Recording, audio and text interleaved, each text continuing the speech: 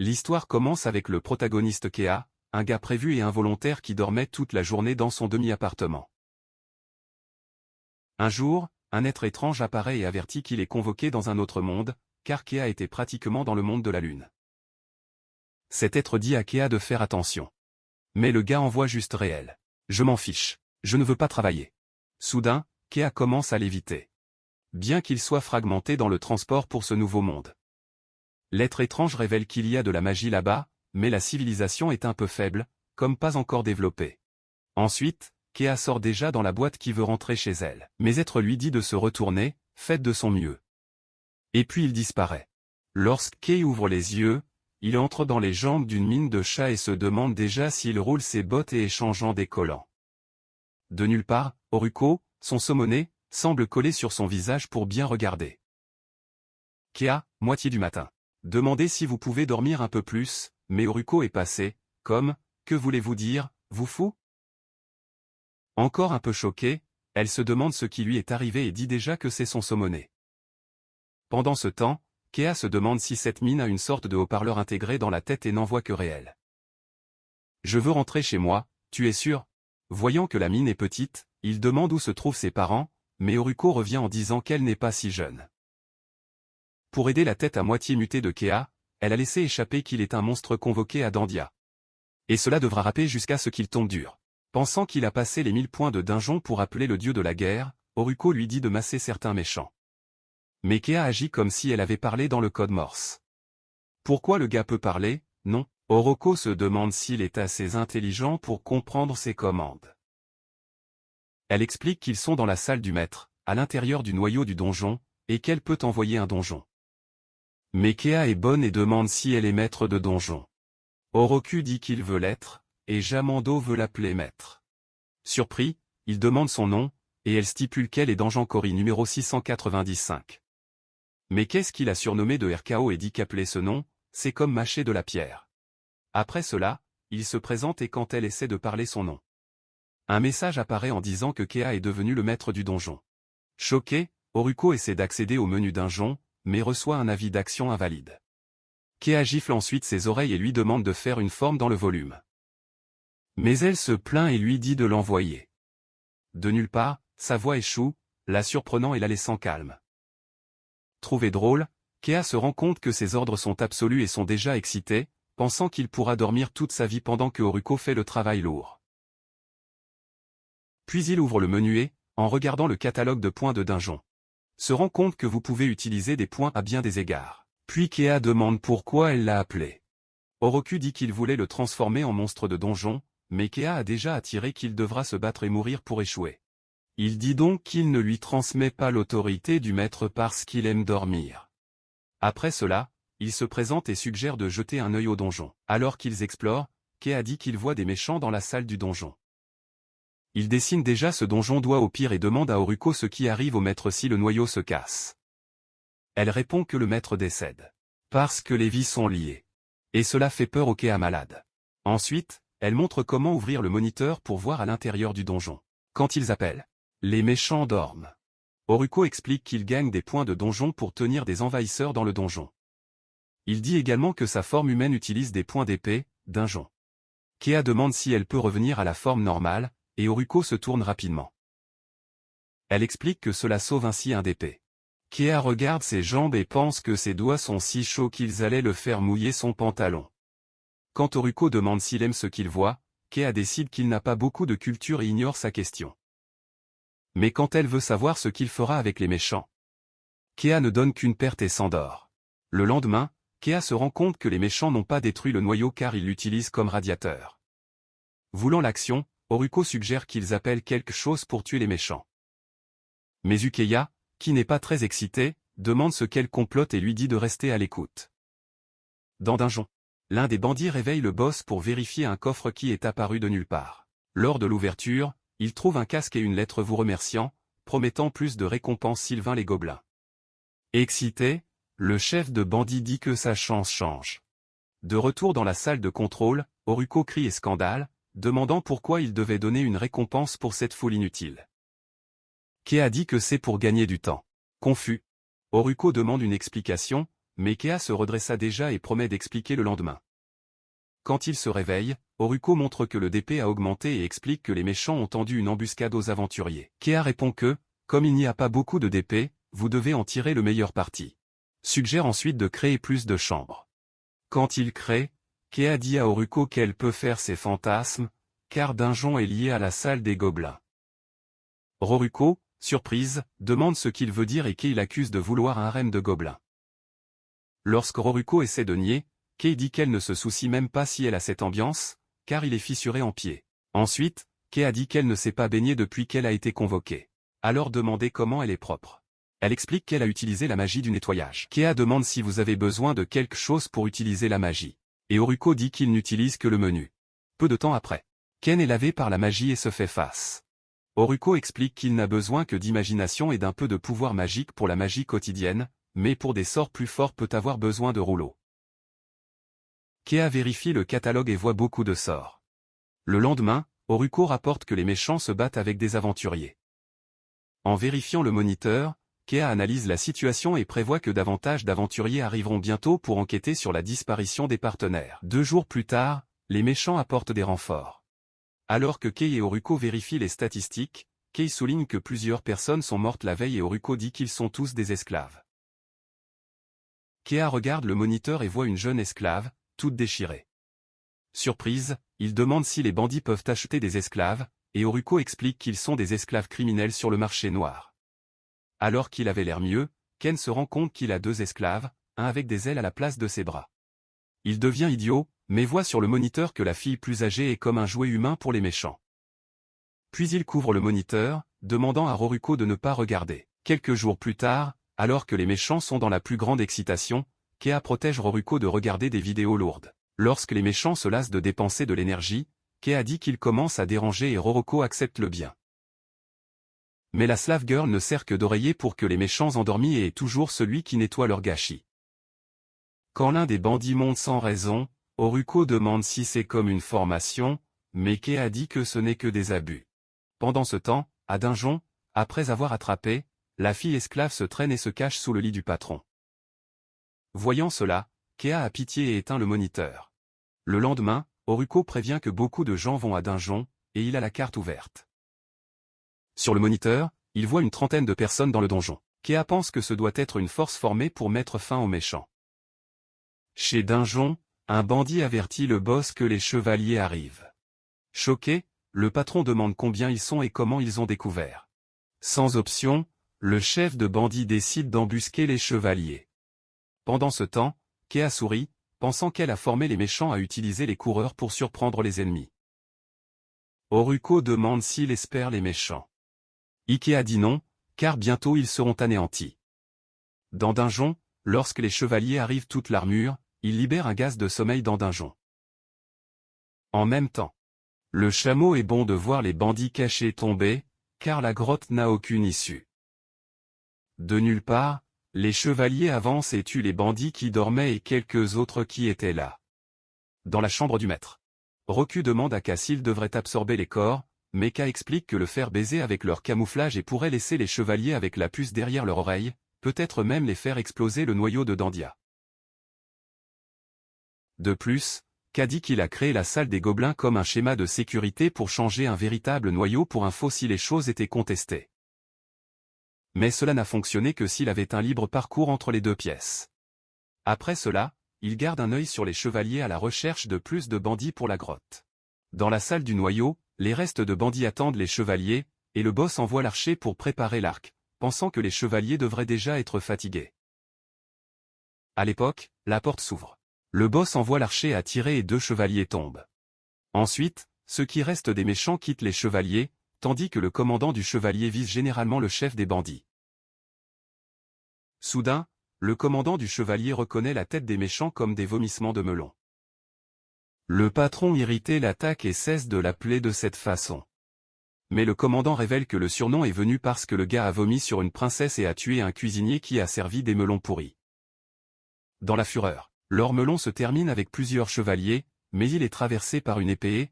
Avant de mourir, les chevaliers se demandent s'il a plus de bandits à proximité, et il dit qu'il n'en a pas. Peu de temps après, L'un des chevaliers dit que c'est sa première fois dans une salle de donjon et annonce qu'il brisera le noyau du donjon. En entendant cela, K se rend compte que les choses vont tomber. Lorsque le chevalier lève l'épée, disant qu'il a entendu qu'il pouvait devenir un chevalier sacré brisant le cœur de la Danja, le gobelin Rusco apparaît de nulle part et essaie d'attaquer le chevalier. Après avoir fait peur à l'intimidateur, le chevalier ouvre la cœur au milieu avec l'épée, laissant Kai et Roku dans le mauvais, déplorant la perte. Après cela, l'esclave négligé est laissé en feu à Dinjon. Roku dit que sa mort leur fera avoir plus de d'épée, le pouvoir de Dinjon. Il l'a sorti, mais Ka dit qu'ils sauveront l'esclave. Ensuite, Roku répond que la mine sera morte avant leur arrivée, car le donjon est en feu. Alors que Kim continue de penser à l'offre, Rusco commente qu'il ne peut pas emmener des envahisseurs dans la salle du maître parce qu'elle n'est pas un article. À l'époque, Ka porte le chapeau de l'avocat et déclare que l'esclave est un article, car les esclaves sont des outils. Puis il explique que les esclaves n'agissent pas seuls et conclut que la mine n'est qu'un article de propriétaire. Roku a contré en disant qu'elle est vivante et a un pouvoir magique. Voyant qu'il ne le convaincra pas, le Kima lâche que la mine n'est qu'un câlin sous la forme d'un esclave licencié. Puis il commence à voyager sur ce qu'il a l'intention de faire avec l'esclave déchaîné. Soudain, l'identité de la mine dans le radar se transforme en élément, et elle est absorbée dans la salle du maître. Quand elle tombe au sol, la voiture court pour la mettre sur ses genoux, laissant Rocco confus de la façon dont il l'a obtenue. K insiste sur le fait que la mine n'est qu'un oreiller et dit qu'ils doivent absorber les corps des méchants. Lors de l'analyse de la mine, K se rend compte que ses cheveux sont brûlés et se demande s'il sera massif avec ses cheveux courts après sa coupe. Puis il la nettoie avec magie et avertit Uku qu'ils peuvent maintenant collecter des esclaves. Quand elle répond avec ironie, la K demande à l'esclave si elle a un nom. Et elle répond que c'est de la viande, de la viande.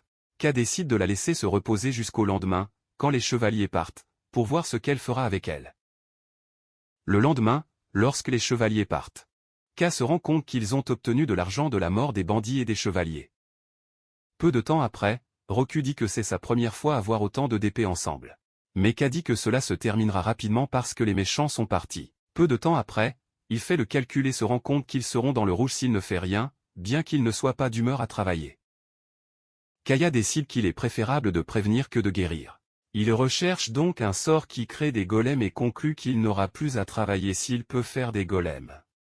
Rocco souligne qu'il est préférable d'appeler Golem Monsters par le menu car ils sont bon marché et forts. Mais K dit qu'il doit apprendre le sort parce qu'il veut faire plus de golems. Alors que Rusco est étonné de sa logique, K se rend compte qu'il ne connaît pas le coût et la force des golems. Puis il ramasse son parchemin et demande à Rocco comment il fait. Roku explique qu'il doit mettre sa magie dans le sort. Il le fait et est surpris quand cela fonctionne. À l'époque, K décide de tester et se rend compte qu'il aura besoin de terre. Il livre une pelle à Mitty et lui demande d'aider à attraper la terre hors de la grotte. Peu de temps après, Mitty prend la pelle et sort pour ramasser des terres. Elle revient en portant beaucoup de terre, et Kaya décide de la remercier en la nettoyant. En faisant cela, Mitty publie des sons heureux, et K se demande si la mine est aussi innocente qu'il y paraît.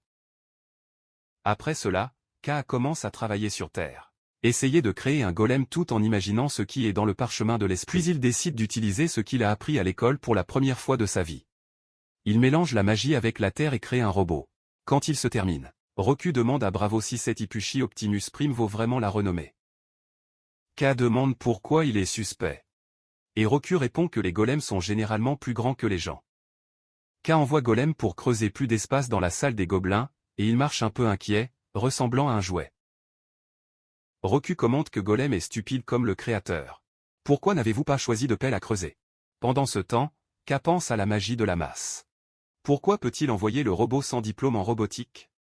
Plus tard, K est fatigué d'utiliser autant de magie et décide de s'endormir. À l'époque, il se souvient de son coussin humain et suggère qu'ils dorment ensemble. Ami saute et commence à trembler, tandis que K dit qu'il n'a aucune raison d'avoir peur de ne rien lui faire. Quelques jours plus tard, Rocco annonce une réunion pour parler de l'amour de K pour Golden Chauvet, comme un jeu de mots à moitié. K dit que c'est une interprétation moyenne des faits. Il y a quelques jours, lorsque Kaya a essayé d'utiliser Ami comme oreiller corporel, c'était une chaleur et il pensait qu'elle s'étouffait. Puis il l'a sortie du futon alors qu'il essayait de se convaincre qu'elle n'était pas folle. Mais ensuite, il se rend compte que la mine pleure et se lève pour voir qu'elle avait mouillé ses vêtements. Pour s'excuser, K donne du pain avec la farce et le hamburger, ce qui l'a calmé. Mitty avait été mouillée parce qu'elle ne pouvait pas bouger pendant que Ka la serrait dans ses bras. Ensuite, Rocco prévient que le Kagol ne creuse pas. Quand il vérifie, il se rend compte que son bras est brisé, mais l'animal continue de creuser. Impressionné, Ka dit que le sort de création de Golem est un sacré découverte. Un peu plus tard, le Ka fait une horloge à tester s'il peut se déplacer en ordre sans s'arrêter. À la fin, Roku demande ce que c'est, et il explique qu'il s'agit d'un golem avec 3 bras qui tournent à différentes vitesses. Rocco et Pooh, disant cela si le menu montre déjà l'heure. À l'époque, Ka se rend compte que ce n'est pas aussi génie que la clé et suggère qu'il me le donne. Puis il appelle Mitty et voit qu'elle a encore des vêtements déchirés. Immédiatement, Ka ouvre le menu pour acheter des vêtements et lui dit de changer. Peu de temps après, Mitty s'habille et Ka brille les yeux lorsqu'elle la voit. Le Rocco. D'un autre côté, il a l'air dégoûté de sa réaction. Ensuite, Mitty dit que les vêtements sont confortables et Ka loue son look, disant que cela n'a pas beaucoup coûté. Après cela, Kai trouve que Roku se détend à sa place et est surpris. Pensez à ce qu'elle se prépare. Il pense qu'il devrait être au lit et elle fait le travail. Ensuite, Ka dit qu'il avait une idée et lui demande si la mine sait lire et écrire, mais elle répond non. Elle s'excuse, et Ka dit qu'elle n'est pas en colère et appelle Roku pour lui enseigner. En ignorant, Ka propose de laisser Amy manger combien de hamburgers et de pain de melon qu'elle veut. En entendant cela, Roku court pour obtenir Mitty et demande à Ka s'il est sûr. Comme Ka sait que Mitty travaillera dur en dehors de la grotte, il leur dit de s'amuser et décide de se concentrer sur la recherche sur les golems. Quand je vérifie le golem cassé, il se rend compte qu'il ne peut pas creuser avec des mains d'argile, alors il décide d'essayer avec Stone. Puis il prend une pierre et constate qu'il est facile de faire un bras de pierre au golem. Plus tard, pendant la recherche, Kaya obtient que les golems ont besoin de sites de pierre magique pour travailler à l'extérieur, car c'est l'approvisionnement énergétique que les golems doivent avoir. Ensuite, il demande à Rock où réparer ces pierres magiques, et elle explique que vous pouvez même obtenir les monstres, mais vous pouvez acheter en utilisant PD. Lorsque vous entendez cela, Ka maudit de poser une question aussi stupide, car la réponse était en face. Peu de temps après, Ka jette un coup d'œil à l'onglet du trésor et voit que la pierre coûte plus de DP en fonction de la quantité de puissance magique qu'elle transporte. Après avoir pris une pierre magique de 10 DP, il l'a collée à Gollum, faisant de lui le premier modèle d'auto-emploi. Par conséquent, le Ka lui donne le nom du testeur. Quelques jours plus tard, alors que Mitch et Ruko continuent de regarder Ka, un peu suspect, voulant savoir ce que fait le gars, il les reçoit et commence des choses folles. Type papo sur l'espoir illuminant le monde. Par conséquent, il lâche qu'il montrera le résultat de ses recherches avec les golems. Ruko répond qu'il ne voit pas de golem, mais Ka, de nulle part, commence à montrer quelques matins d'arts martiaux, laissant Ruko avec la bouche ouverte.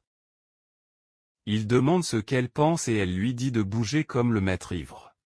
Curieux, Ruko demande comment il a transformé Bruce Lee pendant la nuit. Ensuite, Kai explique qu'il a transformé ses vêtements en golem pour aider avec les mouvements.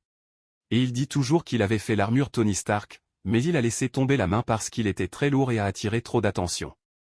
Après cela, le Kalash a réalisé que vous pouvez faire des golems de n'importe quoi, même en tissu. Surprise, Roku prend un morceau de tissu et demande s'il s'agit d'un golem. Mais le Ka ne donne même pas le ballon et explique que, avec une pierre magique, les golems peuvent travailler à l'extérieur, donc pas de problème à aller en ville. Lorsque Ruko demande s'il va vraiment en ville, Ka dit qu'ils n'obtiennent pas beaucoup s'ils sont coincés dans la chambre du maître. Puis il révèle qu'il veut pouvoir recueillir des informations sur la façon dont les donjons correspondent au reste du monde. Après cela, il demande à Rusco s'il y a quelque chose pour empêcher les maîtres des donjons de les quitter.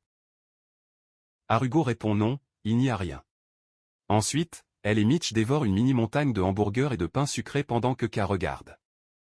Puis, en pensant à aller à Villa avec Mitch lorsqu'elle domine les bases de la lecture, Mitch arrive et demande à enregistrer son col avec son pouvoir magique. Ka demande si elle ne peut pas obtenir son col et Mitch répond que si elle l'emmène, elle y meurt. Ka se rend compte qu'elle a été libérée lorsque le maître précédent est décédé, alors elle décide d'enregistrer sa puissance magique sur son col. Quand il penche la main pour répondre à sa demande, Mitch demande à resserrer légèrement le col pour s'assurer qu'il fonctionnait. Soudain, le jumeau tourmente un sort et essaie de resserrer le col. Mais vous vous rendez compte que cela est allé trop loin. Alors que Mitch commence à étouffer, il court pour desserrer son col. Après avoir récupéré son souffle, elle sourit et se déclare à Ka. Un peu plus tard, après avoir donné des instructions à Rocco sur ce qu'il faut faire si les aventuriers visitent le donjon, K annonce que lui et Mitch quitteront la chambre du maître pour connaître le monde. Être sa première visite à un autre monde. La couleur se demande s'il y a quelque chose qui est dangereux pour les résidents des autres mondes, mais Rocco interrompt et demande s'il se passe ou non. Il répond qu'il part. Et lui demande de ne pas le pousser. Mais Hugo écoute mal et le pousse dans le portail. À l'époque, il apparaît à travers le portail et jette un coup d'œil. Après avoir respiré, Mitch arrive ensemble et il dit que ce n'est pas grand-chose.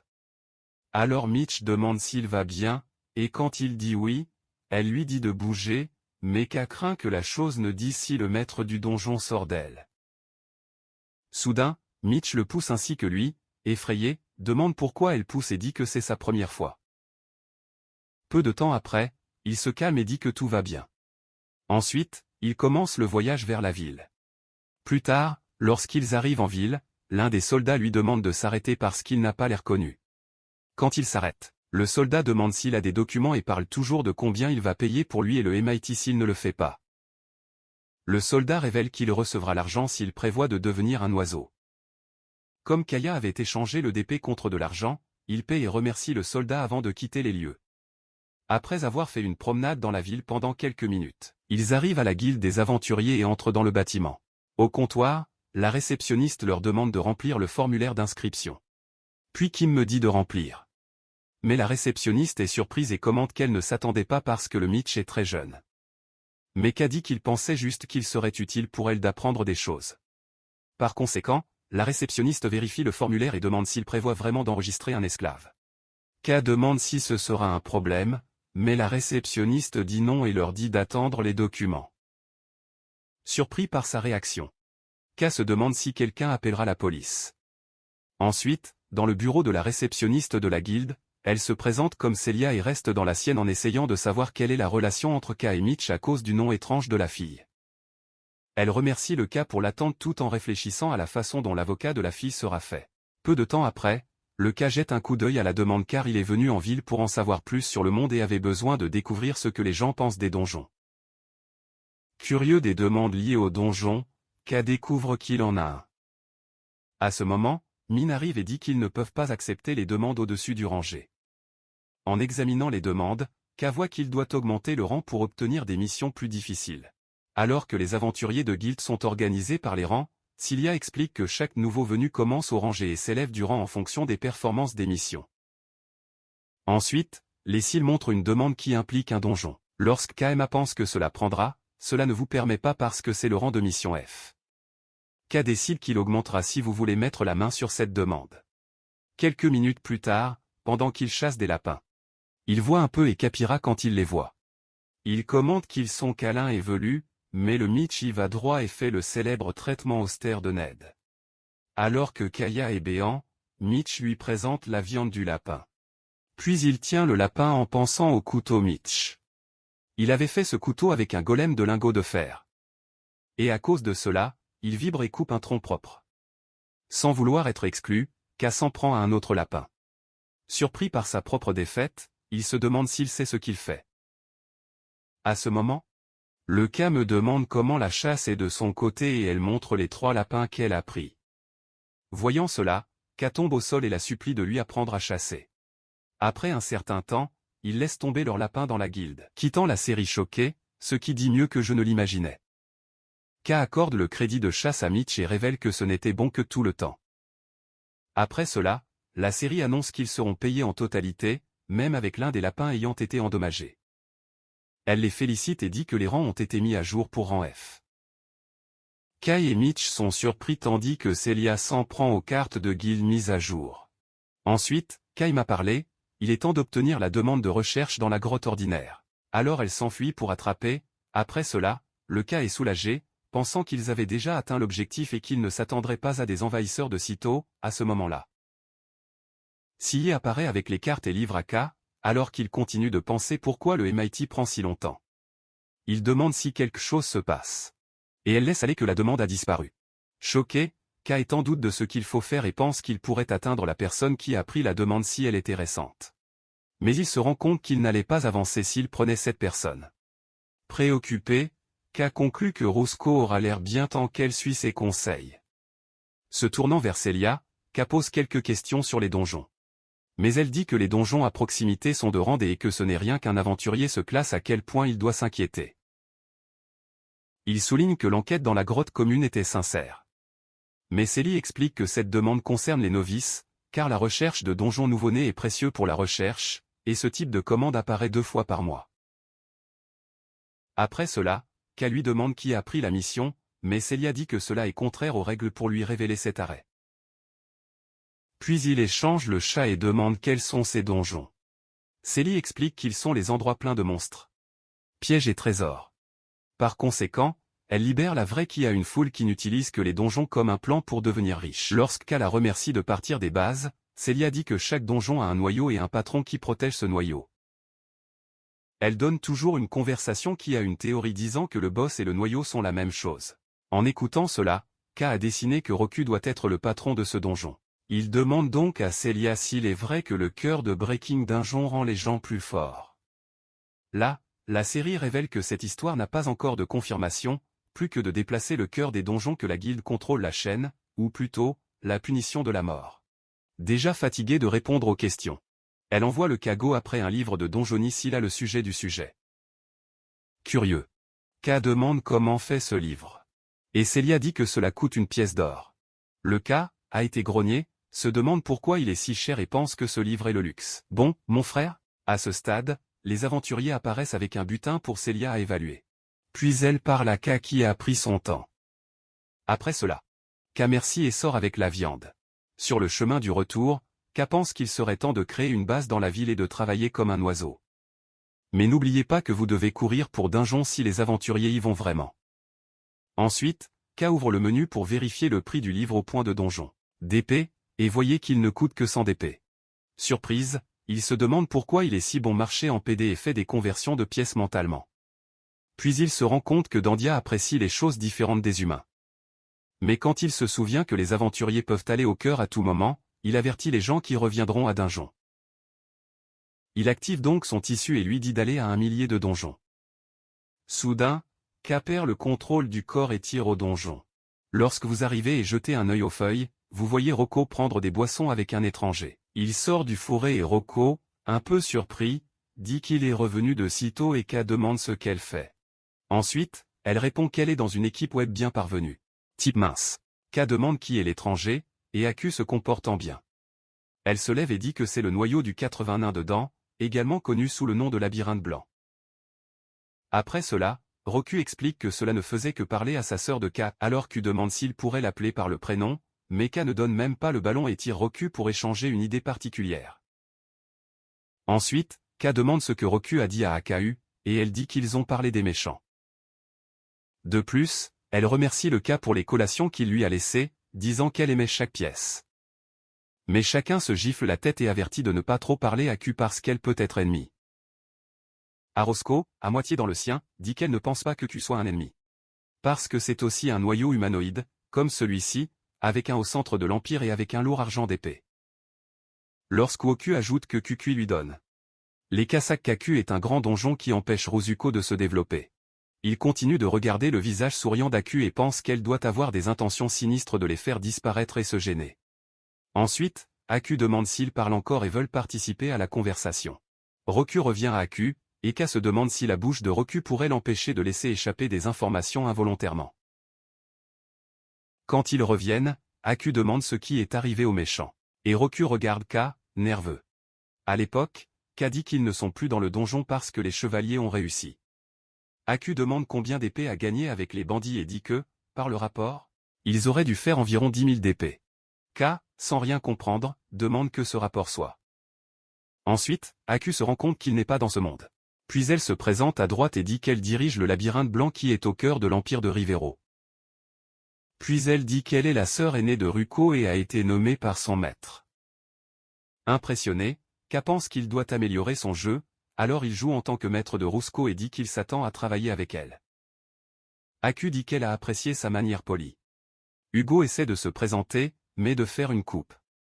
Lorsque Ka demande aux aventuriers qui vont à Dungeon, Aku tire la mission du coffre au trésor et demande si c'est de quoi il parle. Surpris par sa taille de buste, le Ka est par Moscando tandis qu'Aku dit que c'est un rang aventureux. Elle commente toujours que les rapports des aventuriers l'ont rendue un peu agitée, donc elle ne pouvait pas rester immobile. Alors Kaku explique comment le problème a été résolu seul. K est sur la pile, voulant savoir quand la prochaine invasion roulera. Après cela, Aku demande si K est un avantage des dieux, mais il reste dans le vide, en pensant un peu. K dit qu'il a déjà connu un dieu avant d'être convoqué, mais n'a jamais entendu parler d'avant-garde. Soudain, K sent son aura froide disparaître et Aku s'excuse d'avoir utilisé une magie de détection de mensonges. Quand elle dit qu'il dit la vérité, K se demande quand elle a utilisé la magie. Après avoir violé la tasse de thé, Aku dit qu'il veut parler à Chloé, son assistante personnelle.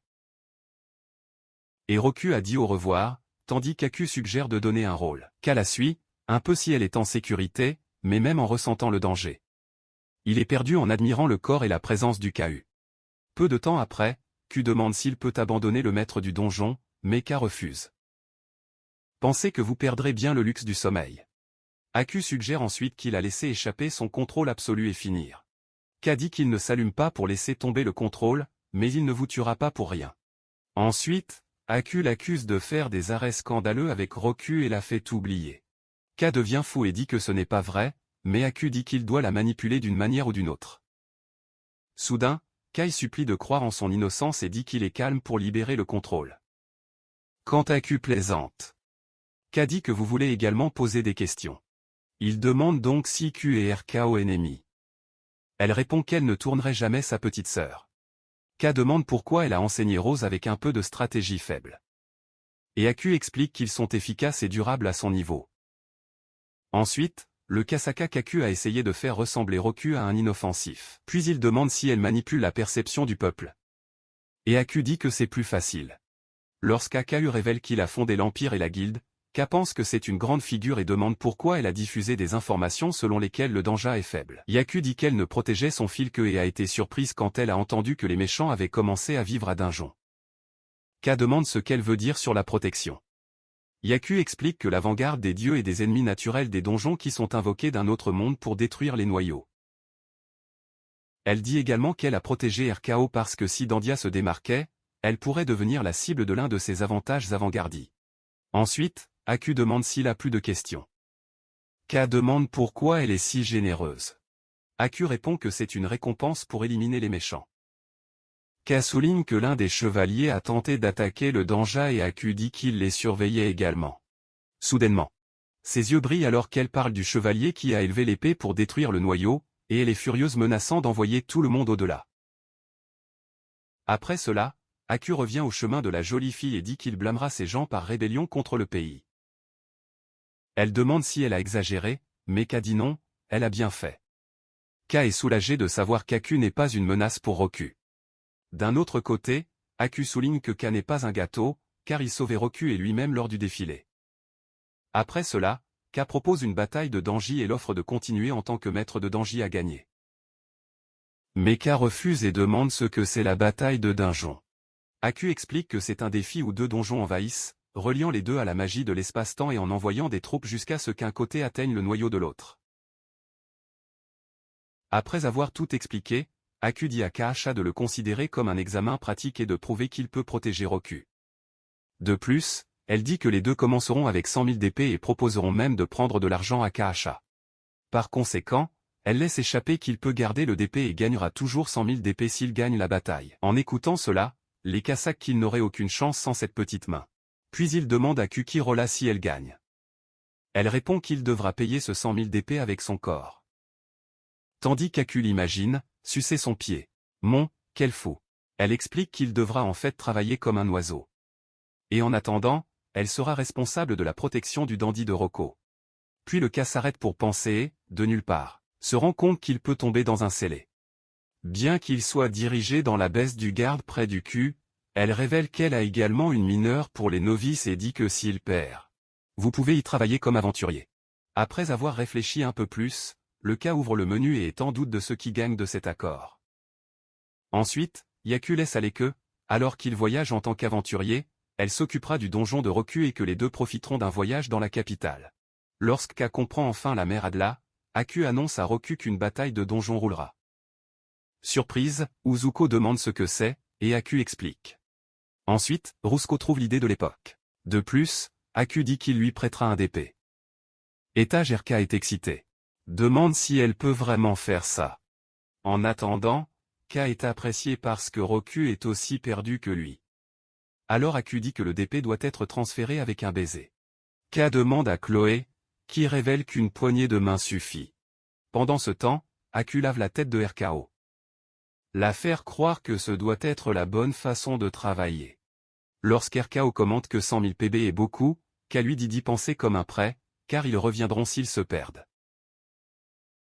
Ensuite, Ruko accepte l'offre. Puis elle demande ce que ce sera dans la pratique, et Aku lui dit de fermer les yeux et d'étirer sa langue. En même temps, K pense si Aku est lié à laquelle il a convaincu Ruku en utilisant sa commande absolue. Mais quand il voit Aku donner un coup de pouce secret, il se demande si ce geste signifie la même chose dans leur monde. Après quelques minutes à échanger d'épée et saliva, Aku termine le baiser et commente qu'il peut avoir traversé le point. Elle dit à Ruko de garder le changement, et Ruko remercie pour sa morale. Après cela, Ako tire Rukuku et fait un câlin, tandis qu'il donne un autre coup de pouce à K pour confirmer le transfert. Le K vérifie le solde d'épée et voit que tout s'est bien passé. Puis Aku déplace son coffre de rangement et dit qu'elle a un bonus pour lui. Elle livre un livre de donjonologie. Et quand K confère, il se rend compte qu'il a été écrit par Aku elle-même. Elle décide ensuite de donner quelques conseils. Parler de zones sécurisées où les monstres n'entrent pas dans le donjon et les sont rares. Et cela donne au K 3 jours pour se préparer à la bataille. K demande si 3 jours, c'est suffisant pour qu'elle retourne dans la capitale. Yaku révèle qu'il a payé 50 millions de DP pour apprendre à se téléporter. Choqué, K vérifie et voit qu'elle n'est pas une blague. Ensuite, Yaku dit qu'il s'assombrit déjà et décide qu'il est temps de partir. Elle récite quelques sorts et dit qu'elle s'attend à se battre. Soudain, il disparaît et le K décide de se préparer au combat. Quelques jours plus tard, lorsque le K revient dans la salle du maître, Rusco demande s'ils pensent qu'ils peuvent gagner la bataille. K répond que c'est possible, même si AKU a un avantage. Le Rugo se souvient qu'il reste encore 100 000 d'épée à dépenser, mais K explique que, comme il n'y a pas de règle qui empêche d'utiliser ce qu'ils avaient auparavant. AKU a peut-être déplacé ces monstres de donjon à Nova Dungeon. Hugo dit qu'il devient paranoïaque, mais K coupable AKU pour avoir établi les règles. Ensuite, K appelle le Mitch, prenez des outils et annonce qu'il est temps pour le travail. Vient enfin le jour de la bataille, et K prévient qu'ils sont prêts à se battre. Rocco souligne qu'ils auraient pu tout finir dans le temps si les K n'étaient pas si vaches à dépenser. K répond que s'ils dépensaient facilement, il manquerait un potentiel de guerre. À ce stade, ils se sont préparés à la défense et à l'attaque, ce que K pensait que c'était nécessaire. Ensuite, Roku se rend compte que K porte un nouvel oreiller et obtient un pistolet. Dire que dépenser 10 000 d'épée sur un oreiller est un gaspillage. K fait valoir que le repos est une partie importante de la vie. Ensuite, K loue le regard de Rocco dans l'armure et dit qu'elle ne se battra pas en première ligne. Ignorant cela, Roku dit qu'il devrait lui donner quelque chose car il y a un DP, mais Kaneji dit qu'il a économisé cet argent pour pouvoir s'adapter à Kyaku pour jouer contre eux. Ensuite, il demande si elle veut invoquer une armée de gobelins, laissant Roku Puta, qui dit qu'elle ne les aime pas beaucoup. Peu de temps après, le K annonce qu'il abandonnera son commandement absolu après la bataille et lui demande d'obéir à toutes les commandes qu'il donne. Lorsque Ruko promet de faire de son mieux, une cloche joue et Q apparaît sur le moniteur. Elle salue le rôti et annonce qu'il est temps de commencer la bataille. Pendant ce temps, le K est étonné de la vidéo Shamada qu'il ne savait même pas existant. Aku fait l'éloge de l'armure et dit qu'il aurait un câlin d'elle s'ils s'étaient rencontrés sur le champ de bataille. Après avoir loué le beau visage de Roku, Aku menace de détruire son donjon sans pitié et prédit que son visage qui pleure sera aussi beau que n'importe quel bijou. Soudain, la bataille de Dungeon commence. Et l'unité qu'Ulizar mène reçoit l'ordre d'aller de l'avant. Bientôt, il voit les golems de K arriver. Et bientôt la confusion commence.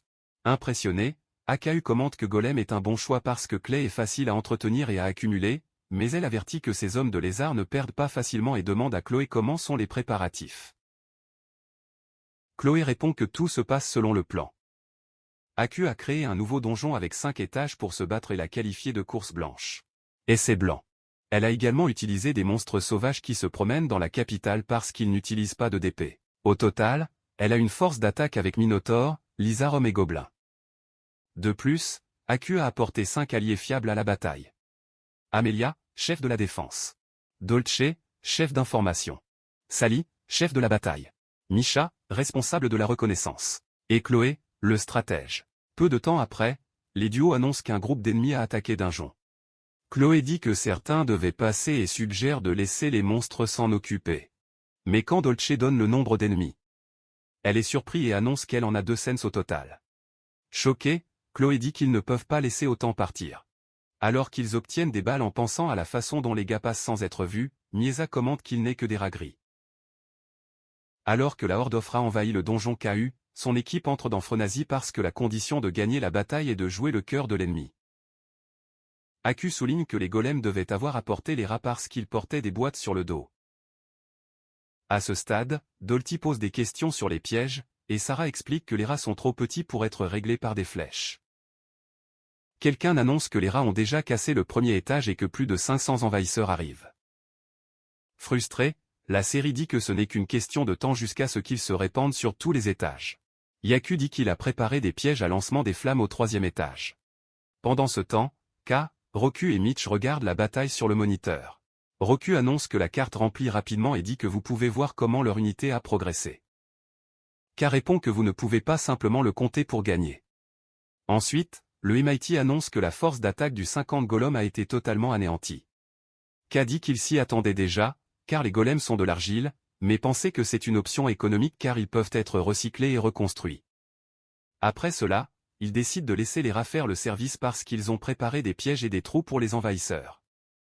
Après que Men Lizard a détruit les golems, ils arrivent à l'entrée et décident d'avancer, mais dès qu'ils entrent dans le donjon, H et certains tombent dans un trou. Choqués, l'équipe KU est venue affronter tandis que Chloé a suggéré d'envoyer les gobelins à l'avance pour vérifier s'il avait un piège sur le chemin. Alors, les gobelins ont pris l'avant en tant que scouts, tandis que les minotaures sont allés à l'arrière. Peu de temps après, un autre minotaure est tombé dans un piège, surprenant Amisha, qui a libéré un cri de choc. Pendant ce temps, Akami a donné un soin à la tête, parce qu'elle avait creusé tous les pièges près de l'entrée et tout couvert de carreaux. Il y a quelques jours, après que Mitch ait fini de creuser, K lui a demandé de mettre des épines au fond des pièges. Après cela, les pièges étaient recouverts de comprimés minces, qui pouvaient être résistants, flexibles ou résistants. Dans la salle de contrôle KU, Chloé a ordonné aux monstres de suivre la formation. Malgré cela, un autre minotaure a fini par tomber dans un piège. Voyant cela, Sally s'est rendu compte que les chutes semblaient dépendre de la cible. Chloé a estimé qu'il y avait 12 minotaures et se demandait si tout le monde se retrouverait dans les pièges. Puis il a demandé à Dolce de rejouer la vidéo de la chute. Puis elle a vu que certains gobelins étaient également tombés avec un minotaure.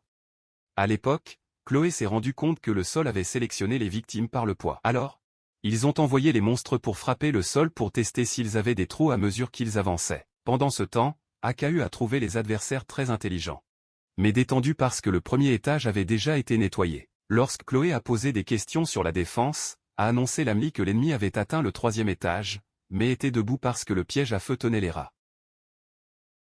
Mais elle a également averti qu'elle ne pouvait pas arrêter tous les rats.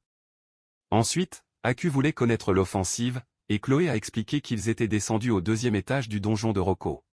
Puis Aku a mis son pied dans sa poitrine en disant qu'aucun labyrinthe ne se compare au sien. Il a ordonné aux gobelins de se diviser en groupes de reconnaissance. Peu de temps après, les gobelins Kuda faisaient face aux gobelins. Dolce a averti. À l'époque, les archers ont déjà tiré l'arc, tandis que l'épée montait. Voyant cela, Dolce a mis à jour le cul et a déclaré que les gobelins étaient perdus. Impressionné par la créativité de K, Aku a envoyé le lézard des hommes et les minotaures pour se briser. Les hommes de lézard ont affronté les gobelins. Mais les golems ont coupé l'équipement des lézards comme le beurre. Quelqu'un a averti que l'avant-garde avait des épées magiques. Aku a dessiné que K aurait dû mettre les golems avec ses épées magiques pour les rendre plus efficaces. Ensuite, Aku a ordonné aux minotaures de flanquer les golems, mais s'est vite rendu compte que la carte était erronée. Chloé a demandé si vous ne pouviez pas utiliser un type spécial de labyrinthe, considérant le budget. Aku a répondu qu'il avait donné, mais seulement dans certaines régions, et coûterait 50 000 d'épée, des points de donjon. Quelques jours plus tôt, alors que K se préparait à la bataille, Hugo a demandé pourquoi elle creusait si elle pouvait utiliser PD. K a répondu qu'il essayait de rassembler autant de matériel pour golem que possible et qu'elle était la bonne personne pour cela. Parce que c'était le seul à savoir comment utiliser la fonction de carte. Pour garder la tête en place, Aka drogue avec diverses potions et continuait à partir. Il a ensuite utilisé les golems pour creuser au lieu de dépenser PD. Avec la terre creusée, elle a fait plus de golems, à une vitesse absurde. Étant donné que les potions ne l'ont pas maintenue active pendant longtemps, K avait un baril pour récupérer tout en travaillant fou. Il a passé un petit d'épée à armer les golems et à construire des murs de golems qui pourraient bouger et changer la structure du labyrinthe. Comment les golems ont été utilisés dans le donjon? Elle n'a pas utilisé de pierre magique ni dépensé des points de donjon sur les murs. De retour à Dungeon Dakar, l'armée massacrée d'Aku a réussi à quitter le labyrinthe et à trouver une porte géante. Pendant ce temps, dans la salle de contrôle du Daku, l'équipe s'est restée soulagée d'être arrivée à la fin du 2e étage. Alors que les aides d'Aku se sont plaints de la durée de la navigation dans les différents étages de labyrinthe Dakar. Aku pensait que si cela ne valait pas la peine de faire travailler Aka en tant que consultant au lieu d'aventureux. Elle a ensuite demandé à la défense, et l'équipe a annoncé que plus de 150 rats étaient arrivés au 3e étage. Quelqu'un a même averti que le piège ne tiendrait pas les rats beaucoup plus longtemps, car ils devenaient intelligents et détournés. Aku a fait concentrer l'équipe sur l'offensive parce que les rats ne battraient pas la tête du donjon. À Dandia d'Acea, les monstres de Q ont trouvé un puzzle écrit dans un piédestal près de la porte. En entendant le puzzle, le Q a donné la réponse et la foule a paniqué, était tout excitée avec elle. Soudain, le sol s'ouvrit dans un trou et plus de monstres de Q sont tombés. Certains sont morts, d'autres se sont cassés la cheville. À l'époque, la salle de contrôle de Q était tendue et Amish a annoncé que 6 lézards et 12 gobelins restaient. Déprimé. Aku a déclaré qu'il avait fait confiance à ses compétences pour résoudre des énigmes et a demandé au Minotaure blessé de se rappeler l'humiliation. Chloé a suggéré d'envoyer un gobelin en avant en tant qu'éclaireur, mais Aku a refusé, disant qu'il n'allait pas faire une astuce si faible avec un œil rauque. Chloé l'a supplié de supporter la honte. Alors que Dolce a annoncé que le 4e étage avait été envahi. Aku a envoyé l'équipe pour envoyer uniquement des gobelins lorsque le sol se fermait à nouveau. Elle a donné une autre mauvaise réponse au puzzle et le sol s'est de nouveau ouvert, avalant le gobelin qui approchait de la porte. Lorsqu'Aku a donné plus de réponses, plus de monstres sont tombés dans le trou. Elle a paniqué et les aides ont couru pour la réconforter. Ensuite, Aku s'est rendu compte qu'une attaque de l'énigme dans une bataille de donjon pourrait être horrible. La série a demandé si le puzzle de Kaya était une porte de sagesse, un piège spécial qui avait besoin d'une certaine réponse. Lorsqu'ils ont analysé le coût de cela, Chloé a déclaré que l'équipe Kaya n'aurait pas suffisamment de DP pour cette porte. À l'époque, Aku s'est levé et s'est rendu compte que la porte n'était qu'un piège à trous qui s'est activé quelle que soit la réponse. Toute l'équipe était un pistolet, tandis qu'Aku a admis que c'était l'hésitation d'elle d'être dupe. Elle a annoncé qu'il briserait simplement la porte et se tournait vers Misha, qui était inquiet. Ako a demandé si elle avait un problème avec cela, et Misha a déclaré que la réponse pro Enigma était facile. La seule façon de gagner était de répondre à quoi que ce soit. Toute l'équipe a regardé Misha avec le visage de ceux qui ne le croyaient pas. Ensuite, Aku a décidé de faire une dernière supposition et a envoyé un gobelin pour arriver au piédestal, même en doutant. Lorsque Gobelin est arrivé, la porte s'est déverrouillée et s'est ouverte pour un espace en construction, surprenant Aku. Pendant ce temps, Aka a été surpris par l'ouverture de la porte et Roku a demandé pourquoi le sol n'était pas fini. Aka a expliqué qu'il était hors du temps. Ensuite, il a laissé cette façon de choquer davantage la foule. Le MIT a demandé où se trouvait le noyau, et Aka a dit qu'il se cachait dans divers endroits du labyrinthe. Il a ensuite expliqué qu'il avait utilisé un plan coulé de type plaid selon lequel si le noyau était trouvé, il serait remplacé par un faux avant que quelqu'un n'attrapait. Il a également expliqué qu'il avait caché les faux noyaux dans des endroits comme les murs des pièges et dans des pièces cachées par les golems. Puis il a vérifié les rats sur le moniteur et a averti qu'il devait se dépêcher. À Dandandaku, le Minotaure rouge a vu les rats et a frappé une 50aine de rats à la fois. Choqué, K a annoncé le massacre. Rocco a averti qu'il ne pouvait pas passer sans vaincre la tête de Dinjon. Soudain, le Minotaure rouge a libéré le feu et a brûlé plus de souris. Avec 38 rats à gauche, Kaya a ordonné au Mitch de préparer la 2e troupe de golems. Mais Rocco a eu une idée et a demandé s'il pouvait essayer. Kaya a demandé quelle était l'idée. Et Rocco a expliqué que le Minotaure était mort s'il perdait la tête. Le cas est retourné. Pensez si cela devrait obtenir une arme avant de perdre à cause de ses idées folles. Mais Rocco a dit qu'il pourrait viser la tête pour l'empêcher de respirer. Le cas a compris et a envoyé les rats courir au Minotaure rouge. Avant d'attaquer à nouveau, les rats sont montés dans le corps de la bête et se sont allés directement à la tête. Ils ont couvert les narines et l'embouchure du Minotaure.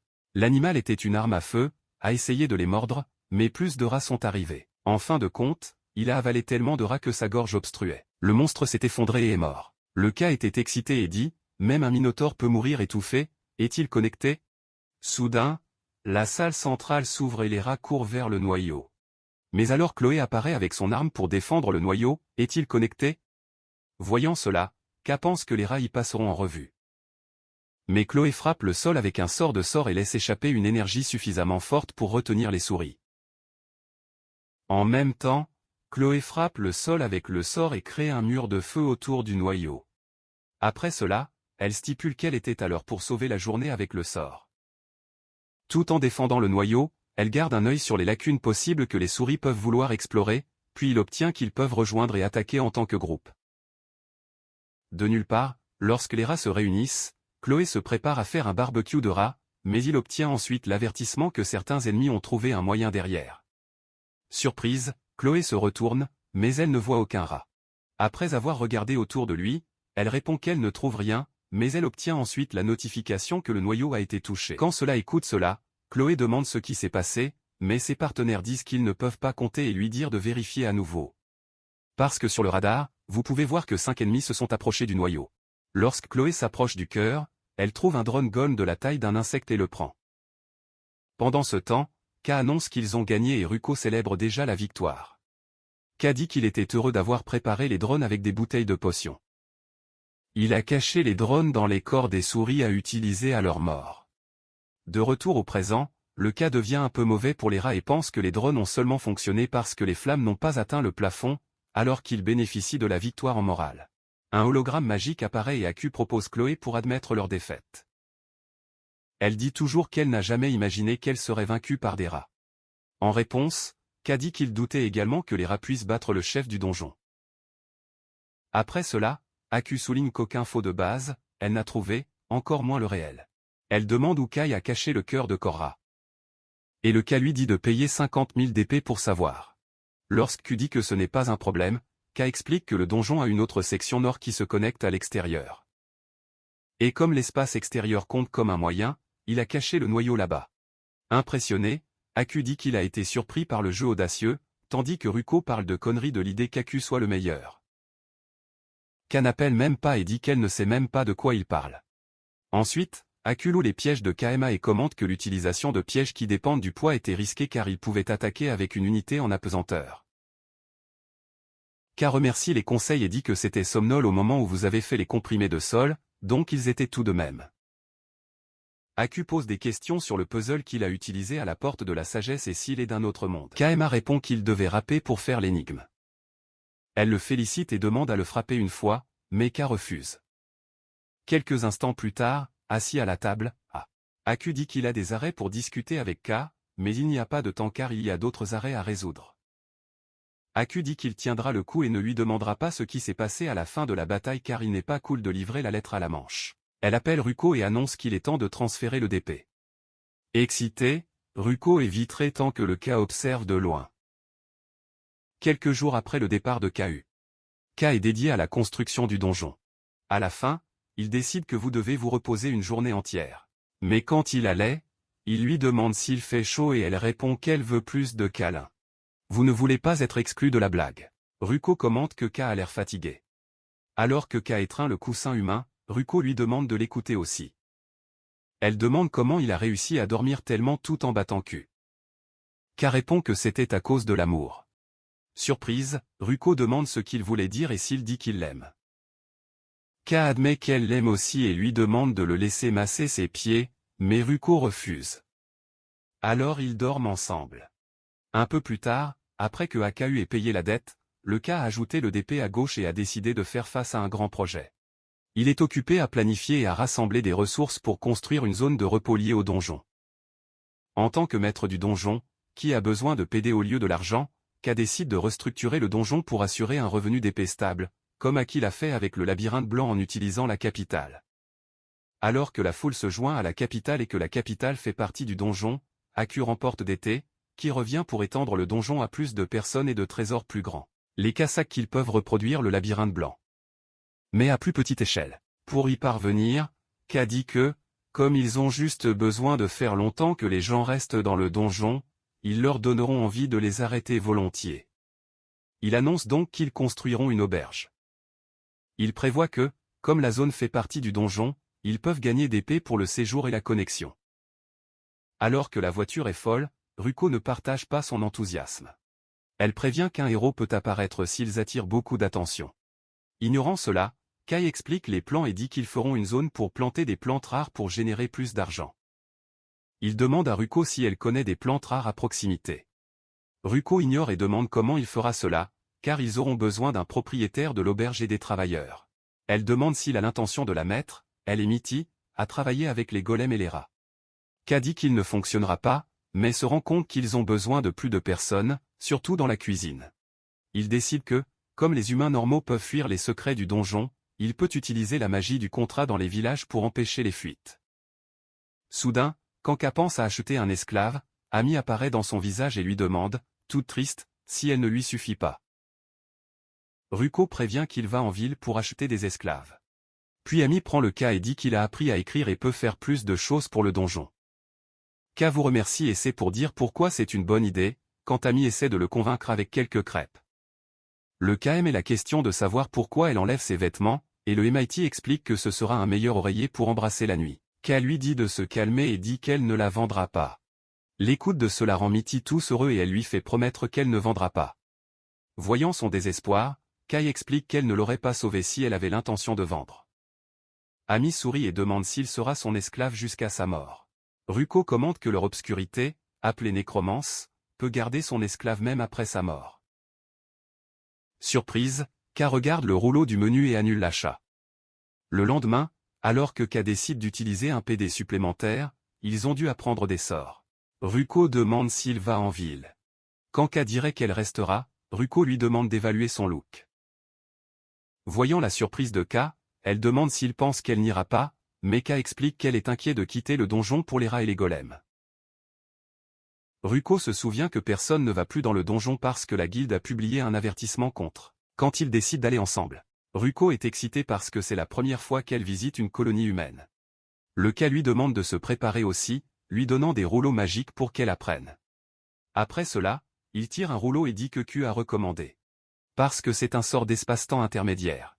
Soudain, il ouvre un stockage invisible et explique qu'il sert à stocker et à porter des choses.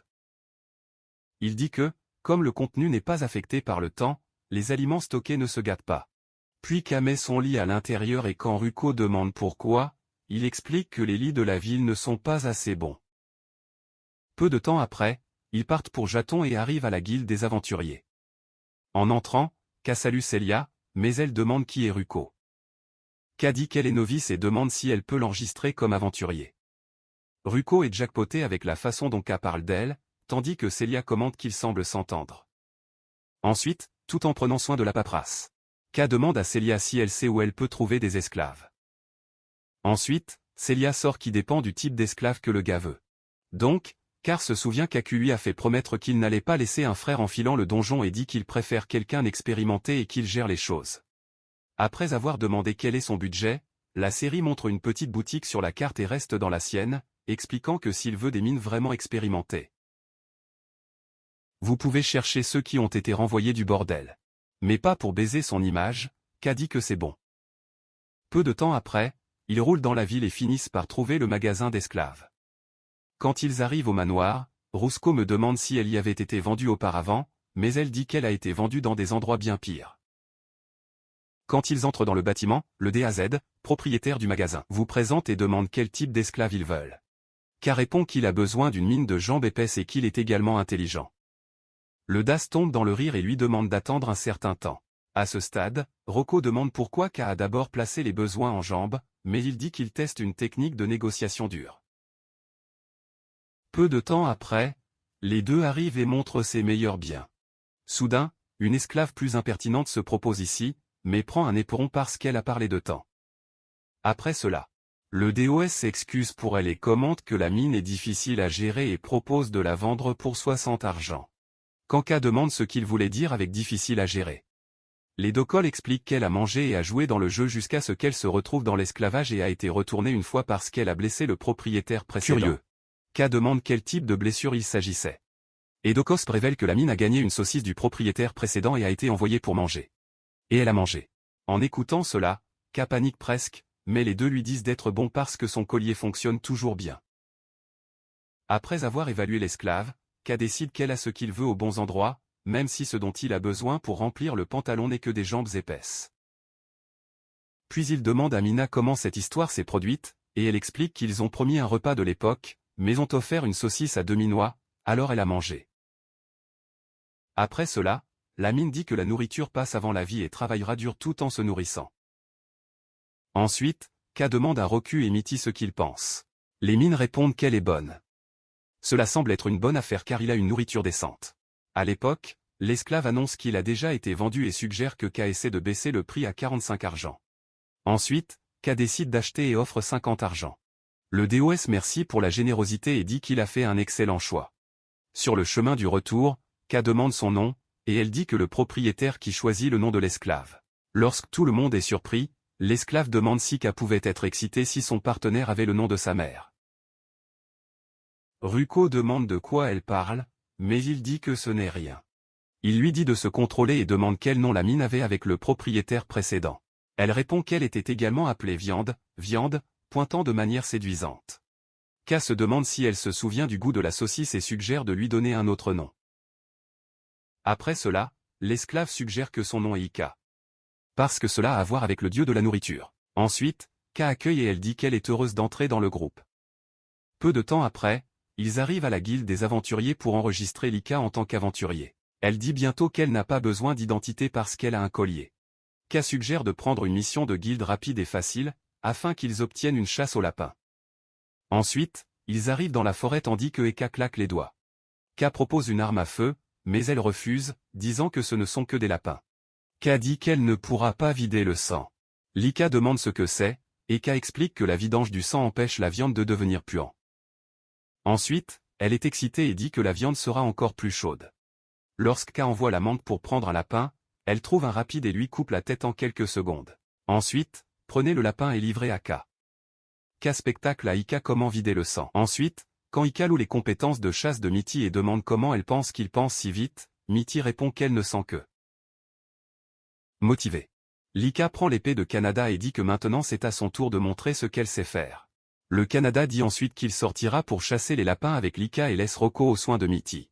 Peu de temps après, Lika trouve un lapin et coupe la tête en un seul coup. Tout en prenant le lapin, K ne quitte pas les yeux de ses jambes. Ensuite, Ika montre le lapin sans tête à K tout en drainant le sang. Après cela, il décide de revenir en arrière. À leur arrivée, ils trouvent Roku tous recouverts de sang et de plusieurs corps mutilés autour. Choqué, K demande si Roku va bien. Quand il demande ce qui s'est passé, Rocco l'attrape et demande d'utiliser la magie de nettoyage dessus. K se rend compte que le sang n'est pas le sien. Il la nettoie et demande ce qui s'est passé. Mitty explique qu'ils ont été attaqués par des gobelins sauvages et qu'elle a renversé à la fois. Pendant qu'il montre comment cela s'est passé, Ika décide qu'il cherchera des missions liées aux gobelins plus tard.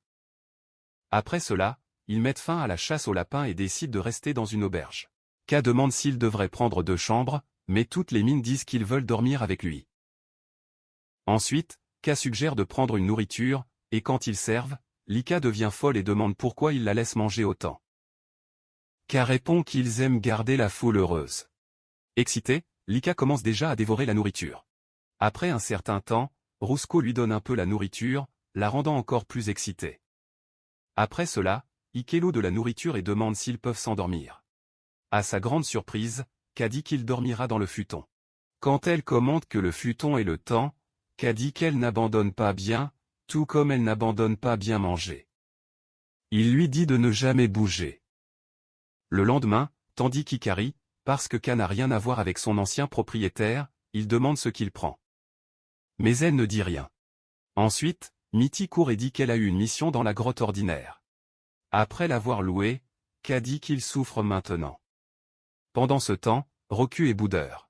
Lorsque K demande ce qui se passe, elle se plaint que la récompense de la mission est très petite et dit qu'ils ne devraient pas accepter une mission bon marché comme celle-ci car ils ont réussi à vaincre AKU. Plus tard, quand ils retournent au donjon, Amity commente qu'ils ont pris 6 heures et quelques minutes pour revenir. Etage K dit que c'est calme. Peu de temps après, Ika et Rocco se réunissent, et Lika suggère de mettre en place un camp car il a faim. Mais K dit qu'ils n'installeront pas de camp parce qu'ils sont arrivés. Surprendre, Lika demande si le champ vide est leur base. Rocco pointe vers le donjon et explique que la base est dans la grotte. Surprise, Lika dit que dans un donjon, et ils disent que c'est bien. Tout en essayant d'accompagner, Ka l'avertit de faire attention aux pièges. Elle se rend compte que c'est la grotte ordinaire et commente qu'elle est différente de ce qu'elle a entendu. Ka répond que les informations sont obsolètes et Ika suggère de notifier la guilde. Après cela, Lika demande au Ka si elle l'a apporté à des services aléatoires. Quand il confirme, elle demande si cela inclut d'être un bouclier humain. Lorsque Ka dit non, Eka prend presque une lance sur une lance, mais Ka l'avertit au bon moment. Elle se rend compte que c'est vraiment leur base, car ils savent tout là-bas. Ensuite, le Ka envoie Roku pour les accepter dans le donjon. Quand elle fait cela, ils sont aspirés dans la salle du maître, surprenant Lika. Confuse, elle demande où ils sont, tandis que Rocco et Kai discutent du lit qu'elle est allongée. Face à Lika, Roku dit qu'elle est un noyau de donjon et dit que c'est un plaisir de la connaître. Surprise, Ika se demande ce qu'est Ka. Et il répond qu'il est un démon. Après cela, Ika lui enseigne tout ce qu'elle sait sur les démons. Ka demande ce qu'elle ferait s'il était un démon. Elle répond qu'elle ferait n'importe quoi tant qu'il la gardait bien nourrie. Ensuite, elle dit qu'elle est prête à conquérir le monde et à manger toute la meilleure nourriture. Ruko commente que la conquête du monde semble intéressante, mais Ka dit que ce n'est pas parce que cela attirerait un héros qui finirait tout. Soudain, le Ka se lève et, lors de l'ouverture du menu, l'avertit de ne le dire à personne. Après cela, il ouvre l'interface du donjon, laissant Kabukiaberta.n puis. Ka se présente comme un maître du donjon et explique que celui qui envoie en place.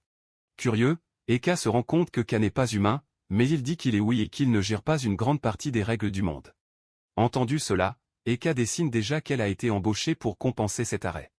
Plus tard, en fin d'après-midi, Ko voyage devant le donjon et pense qu'il a une semaine pour terminer son projet. Ensuite, de nulle part, Iseo a bâillé et a un visage pour voir Gollum fonctionner. Quand elle demande ce qu'ils construisent, Ka révèle qu'elle a pensé à fabriquer une architecture et à élever la base de sa chambre. Surprendre. Lika dit qu'une telle construction prend généralement quelques mois.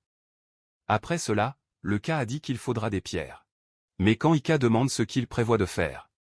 Car les pierres ont différentes tailles. Kaya envoie les pierres pour changer et créer du golem. Soudain, les pierres se réunissent et forment la base.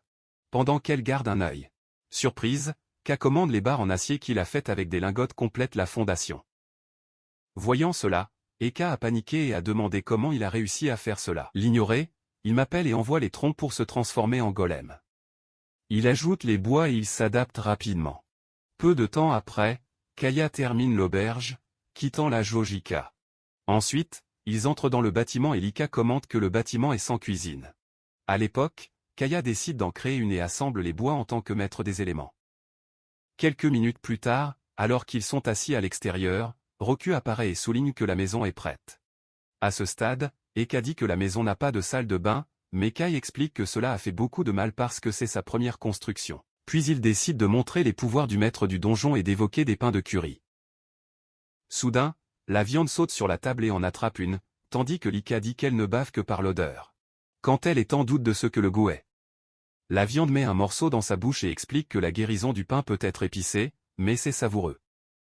Après cela, Lika dit que le pain ne rentre pas dans sa bouche, mais mord toujours un morceau. Pendant qu'elle suce du pain, Carly demande ce qu'elle pense et Ika dit qu'elle est délicieuse. Elle mange plus, les yeux roulants avec plaisir. Elle dit donc qu'elle obéira à tout ce que Ka envoie. Le donjon Kaema survivra-t-il à une invasion d'avant-garde? Commentaire Golem Rock pour savoir ce qui roule plus tard. Laissez un comme si vous avez apprécié la vidéo et abonnez-vous à la chaîne pour plus de contenu. Et, comme toujours, ça valait la peine de regarder.